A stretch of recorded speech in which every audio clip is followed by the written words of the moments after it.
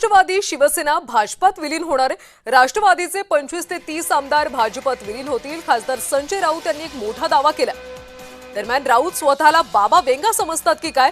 राऊतांची अशी भविष्यवाणी फक्त प्रसिद्धीसाठी असते। भाजपचे प्रदेश प्रवक्ते राम कुलकर्णी यांनी आता टीका केली।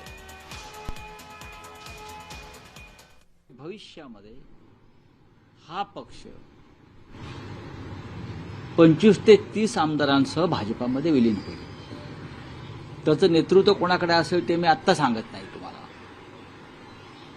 आणि त्याचबरोबर शिंदे गटाचेही तितकेच आमदार हे भाजपात विलीन होतील। दोन्ही पक्षांचे तेवढे 25-30 आमदार हे भाजपात विलीन होण्याच्या मानसिकतेमध्ये आहेत। सुनित्राताई पवारांचा पक्ष आणि एकनाथ शिंदेंचा पक्ष भविष्यामध्ये यांना